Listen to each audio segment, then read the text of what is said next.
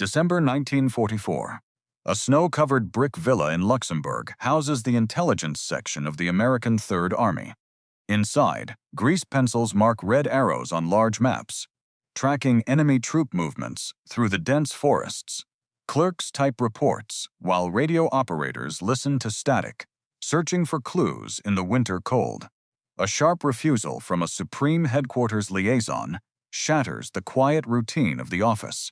The liaison flatly denies a formal request for specific intercepted German communications, pocketing the telegram. He claims the intelligence is too sensitive for field officers and insists his superior handlers already know what the enemy is doing.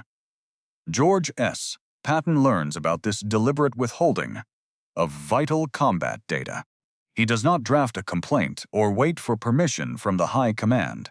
He targets the bureaucratic protection of institutional pride with a swift administrative counterstrike. This is the story of what Patton did when he learned SHAEF withheld intelligence that could have predicted the Bulge. Before we continue, make sure you subscribe. We tell the World War II stories that show what happens when politics outranks combat. Colonel Oscar Koch was 47 years old. He came from Milwaukee, Wisconsin. He served as the intelligence chief for the Third Army. Koch was a meticulous man who lived by data, patterns, and the careful tracking of enemy orders of battle.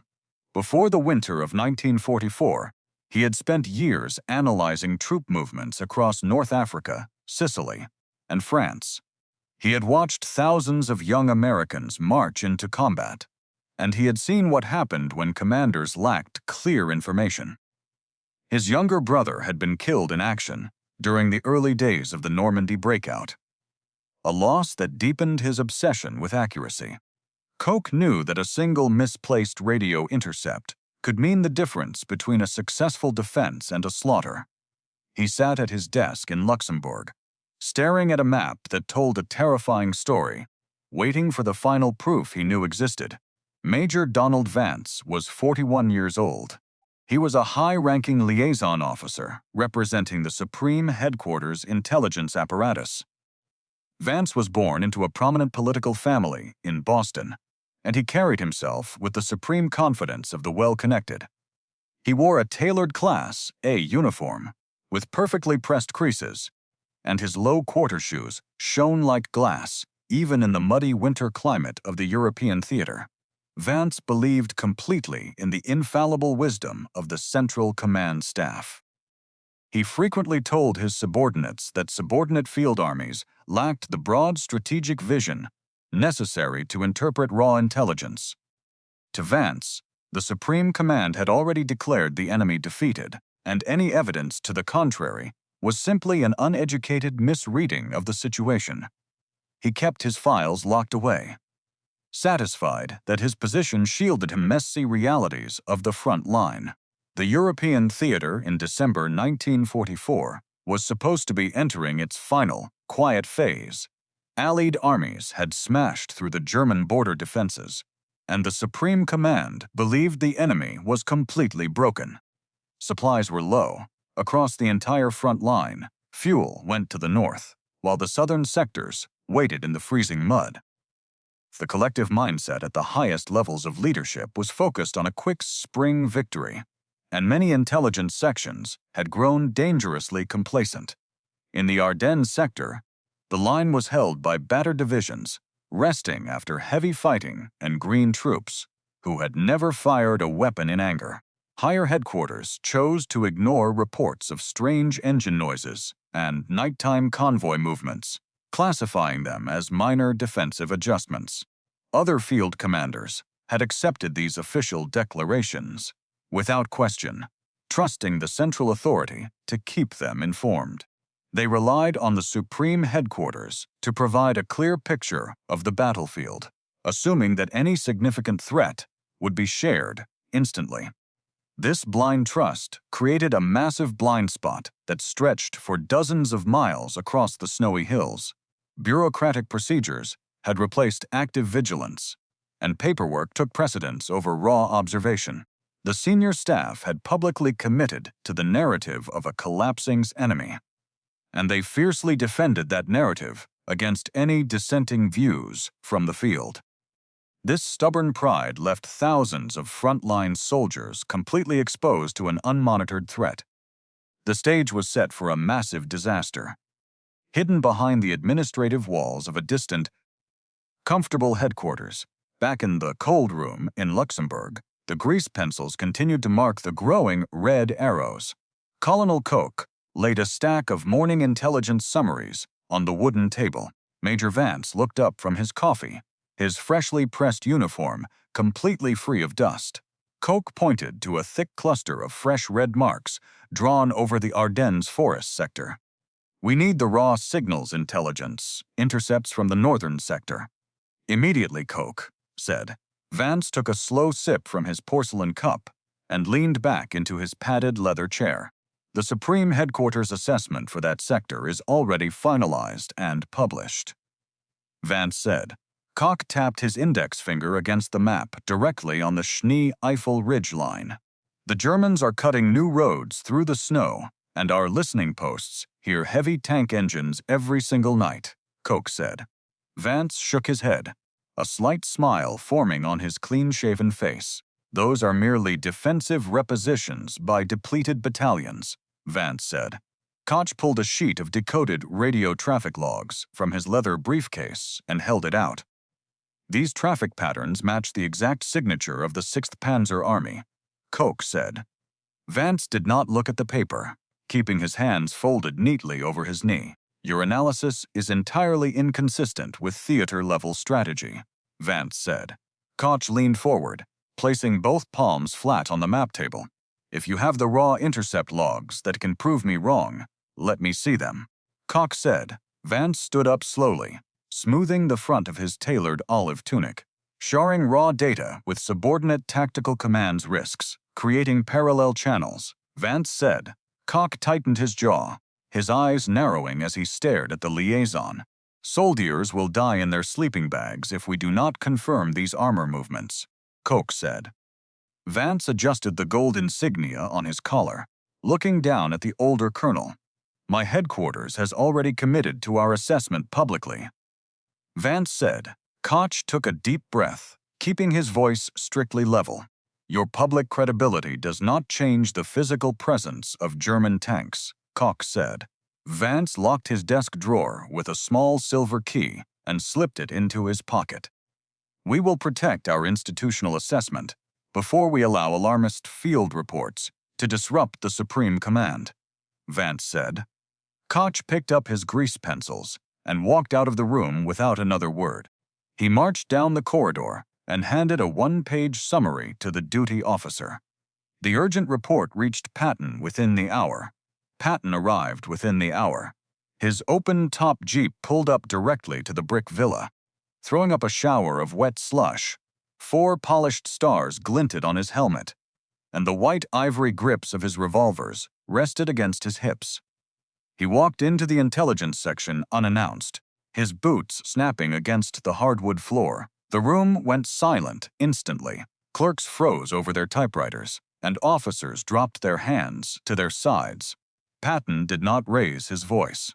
He walked straight to the center map table where Vance was standing. Patton studied him. "Did you receive a formal request from my intelligence chief for the raw signals intercepts?" Patton asked. Vance straightened his shoulders and nodded. "I did, General," Vance said. "Did you deny that request based on an administrative policy?" Patton asked. "I followed the Supreme Command directive to prevent parallel intelligence channels," Vance said. "Are those intercepts currently sitting inside your locked field desk?" Patton asked. "They are secured according to standard theater-level protocol," Vance said. Patton looked at the map, then looked back at Vance. "You have chosen to sit on raw intelligence because sharing it would mean admitting your central staff was wrong. Your institutional pride has blinded your judgment, and that pride will kill American soldiers. Colonel Koch operates on data, while you operate on public relations. My men are freezing in the mud, while you protect a bureaucratic assessment. You have forgotten that the only purpose of an intelligence section is to save lives on the front line. You have a choice. You will open that desk right now and hand every single intercept log to Colonel Cook, or you will face the immediate consequence. If you choose your paperwork over this army, I will strip those clean insignias off your collar before the sun goes down. Decide now." Vance looked at the general, then reached into his pocket and pulled out the small silver key. Vance unlocked the drawer with a trembling finger, lifting out the thick manila folder containing the intercepted German radio logs. Colonel Cook took the documents immediately, spreading them across the table under the harsh glare of the electric lights. The gathered staff officers pressed forward, watching in total silence as Cook matched the raw radio frequencies against his existing order of battle maps. The distinct smell of wet wool and stale tobacco smoke filled the cramped room as the truth became undeniable. The intercepts confirmed that 3 entire German armored armies were fueling their vehicles just miles from the American lines. The administrative illusion of a broken enemy evaporated instantly in the face of the data. The operational reality hit the junior officers like a physical blow, their faces turning pale as they realized the sheer scale of the threat. Patton did not offer a word of comfort to the stunned liaison. He ordered Cook to immediately broadcast the raw intelligence data directly to every frontline division commander across the entire 3rd Army sector. The administrative walls that had kept the combat divisions blind were shattered by the direct command. The intelligence flowed down to the tactical units, giving the frontline soldiers their first real warning of the gathering storm. Colonel Cook remained with the 3rd Army until the final surrender in Europe, providing flawless intelligence assessments through the end of the conflict. He returned home to Milwaukee, Wisconsin, in late 1945, where he quietly resumed his civilian life in corporate administration. He never gave public interviews regarding the intelligence failure in the Ardennes, but he kept a personal leather-bound logbook containing his original tracking maps on his study desk until his death in 1970. Major Vance was transferred out of the Supreme Headquarters Liaison Office less than 48 hours after the confrontation in Luxembourg.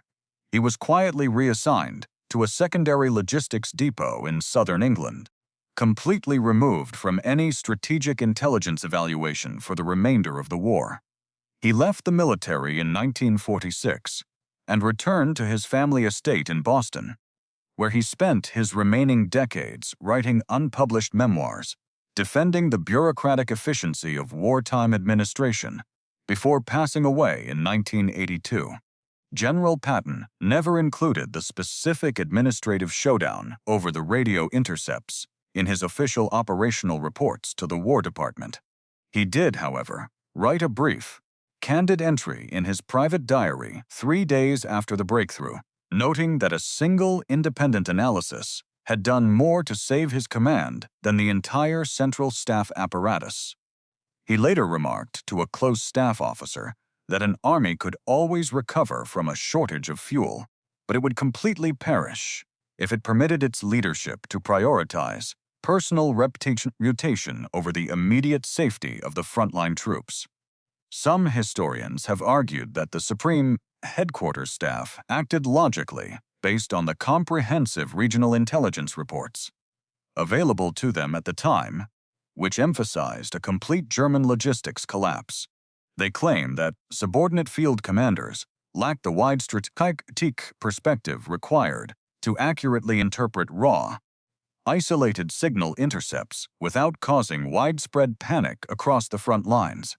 Others have argued the opposite, insisting that the deliberate withholding of critical combat data was a clear failure of leadership driven entirely by bureaucratic arrogance and a stubborn refusal to admit errors.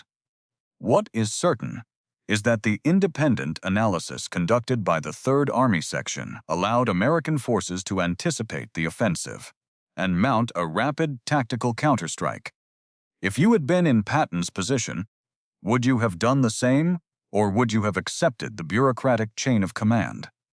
Let us know in the comments. And if you want more stories about what happens when politics outranks combat, make sure to subscribe.